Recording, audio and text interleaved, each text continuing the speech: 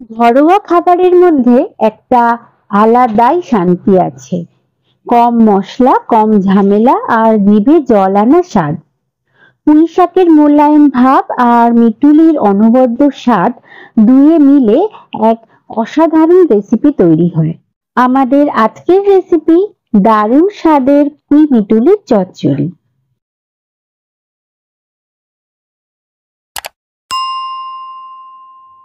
নমস্কার, আমি রুম্পা।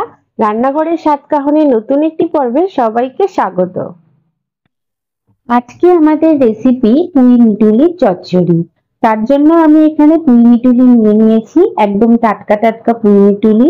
আর কিছুটা আমি পুঁই মিটুলির সাথে শাকও নিয়ে নিয়েছি। আর এখানে আমি দুটো আলু নিয়ে নিয়েছি, মাঝারি মাপের আলুগুলোকে আমি ডুমো ডুমো করে কেটে নিয়েছি। আর নিয়ে নিয়েছি আমি কুমড়ো। কুমড়োগুলো যেহেতু কচি ছিল, আমি তাই কুমড়োর খোসাটা না বাদ দিয়ে সমস্ত কুমড়োটাই আমি ছোট ছোট টুকরো করে কেটে নিয়েছি। আর আমি এখানে নিয়ে নিয়েছি একটা মাঝারি মাপের বেগুন, বেগুনটাকেও কেটে নিয়েছি। আর কিছু উপকরণ একসাথে রেডি করে নিয়েছি। ফোড়নের জন্য আমি নিয়ে নিয়েছি 1 চামচ 5 ফোড়ন, একটা শুকনো লঙ্কা, স্বাদ অনুযায়ী নিয়ে নিয়েছি নুন, 1 চামচ নিয়েছি হলুদ গুঁড়ো ও নিয়ে নিয়েছি আগে থেকে রোস্ট করে রাখা 1 চামচ জিরে ধনের গুঁড়ো ও নিয়ে নিয়েছি 1 চামচ চিনি। আর আরেকটি পাত্রে আমি এখানে নিয়ে নিয়েছি হাফ ইঞ্চি মতো আদা। আদাটাকে আমি খোসা ছাড়িয়ে নিয়ে নিয়েছি। আর নিয়ে নিয়েছি 4-5 কোয়া রসুন, রসুনটাকে আমি ছোট ছোট করে কুচিয়ে নিয়েছি। আর নিয়ে নিয়েছি 3টি কাঁচা লঙ্কা ও মাঝারি মাপের একটা পেঁয়াজ, পেঁয়াজটাকেও কেটে নিয়েছি। এখন এবার আমাদের রান্নাটা শুরু করার পালা। তার জন্য আমি ওভেনে একটা কড়াই বসিয়ে নিয়েছি। কড়াইতে একটু গরম হলে আমি এখানে দিয়ে দিয়েছি 5 চামচ মতো সর্ষের তেল। তারপর তেলটা একটু গরম হলে আমি ফোড়নে 5 ফোড়ন, একটা শুকনো লঙ্কা এবং কুচানো রসুনগুলোকে দিয়ে একটু এদিক ওদিক করে নাড়িয়ে দিয়ে দিয়েছি কেটে রাখা পেঁয়াজগুলোকে। পেঁয়াজগুলোকে আমি খুব ভালোভাবে একটু হালকা সোনালী রং ধরা অবধি অপেক্ষা করে ভেজে নেব। পেঁয়াজটা একটু হালকা ভেজে নেওয়ার পর আমি এখানে আদাটাকে গ্রেট করে দিয়ে দিয়েছি। আর আমি দিয়ে দেব 3টি মতো কাঁচা লঙ্কা। তারপর আমি সমস্ত মশলাগুলোকে খুব ভালো করে একটু এদিক ওদিক করে আমি পেঁয়াজ এবং আদা কাঁচা লঙ্কা খুব ভালো করে আমি একটু ফ্রাই করে নেব। এখন আমি দিয়ে দিলাম কেটে রাখা আলুগুলোকে। আলুগুলোকে দিয়েও আমি খুব ভালো করে একটু হালকা ভেজে নেব। দেখুন, আমি একটু হালকা আলুগুলোকে ভেজে নিয়েছি। এরপর আমি এখানে দিয়ে দিলাম কেটে রাখা কুমড়োগুলোকে। একইভাবে আমি আলু এবং কুমড়ো একটু আমি ভেজে নেব। আর যত সময় নিয়ে আস্তে আস্তে রান্নাটা করা যায়, রান্নার স্বাদ কিন্তু ততই বেড়ে যায়। আমার কুমড়ো এবং আলু হালকা ভাজা হয়ে গেছে। এখন আমি দিয়ে দিলাম কেটে রাখা বেগুনগুলোকে। আর বেগুনগুলোকে দিয়েও আমি একটু সময় নিয়ে বেগুনগুলোকে ভেজে নিয়েছি।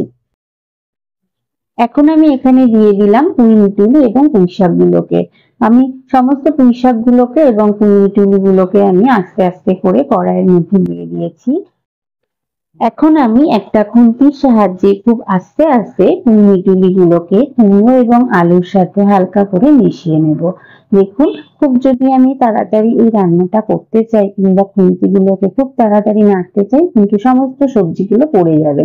তাই আমি একটু ঢাকা দিয়ে সবজিগুলোকে একটু মজে যাওয়ার অপেক্ষায় থাকবো।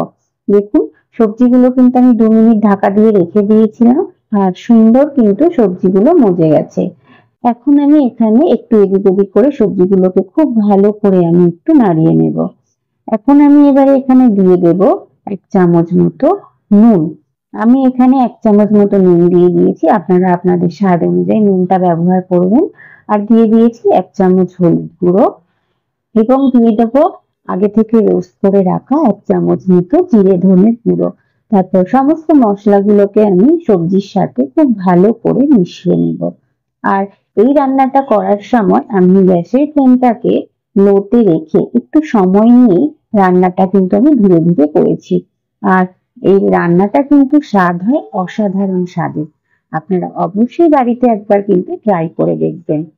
আমি সমস্ত মশলাগুলোকে তরকারির সাথে খুব ভালো করে মিশিয়ে নিয়েছি। এখন আমি ঢাকা দিয়ে আবারও আমি 5-7 মিনিটের জন্য রেখে দেব। আর এই রান্নাটা কিন্তু আমি বারে বারেই ঢাকা দিয়ে দিয়ে রান্নাটা করছি। আমি কিন্তু এই রান্নাটা করার ক্ষেত্রে কোনো জল ব্যবহার করিনি। আর পুঁইশাক মিটুলি কিংবা এই সকল রান্নার ক্ষেত্রে যদি জল না ব্যবহার করা হয় তাহলে রান্নার স্বাদ কিন্তু অনেকটাই বেড়ে যায়। আর ঢাকা দিয়ে দিয়ে রান্না করতে করতে দেখুন কতটা সবজি থেকে জল বেরিয়ে গেছে। এখন আমি এখানে দিয়ে দিয়েছি 1 চামচ মতো চিনি। আর চিনিটা দিয়েও খুব ভালো করে আমি তরকারিটাকে মিশিয়ে নেব। আর দেখুন তরকারি কিন্তু খুব ভালোভাবে সিদ্ধ হয়ে গেছে। আবারও আমি ঢাকা দিয়ে 2-3 মিনিটের জন্য রেখে দিয়েছিলাম। আর দেখুন তরকারি কিন্তু একদম সিদ্ধ হয়ে একদম কিন্তু মজেও গেছে। আর একটা সুন্দর কিন্তু গন্ধও বার হচ্ছে। আর এই তরকারির সাথে গরম গরম ভাত খেতে কিন্তু লাগে অসাধারণ স্বাদের। আপনারা বাড়িতে অবশ্যই এই রেসিপিটি একবার ট্রাই করে দেখবেন। আমার পুঁই মিটুলির চচ্চড়ি কিন্তু একদম রেডি হয়ে গেছে। তাহলে আমার আজকের রেসিপিটি কেমন লাগলো? ভালো লাগলে অবশ্যই আমাকে একটা কমেন্ট করে জানাবেন।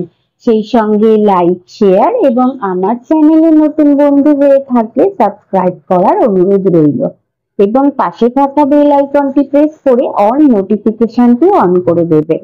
তাহলে আমি যখনই কোনো নতুন ভিডিও আপলোড করব তার প্রথম নোটিফিকেশনটি আপনার কাছে পৌঁছে যাবে। সবাই খুব ভালো থাকবেন, সুস্থ থাকবেন এবং কাছের মানুষকেও ভালো রাখার চেষ্টা করবেন। আবার খুব তাড়াতাড়ি ফিরে আসছি নতুন কোনো রেসিপি নিয়ে। ততক্ষণের জন্য সঙ্গে থাকুন এবং সঙ্গে রাখুন রান্নাঘরের স্বাদ কাহন।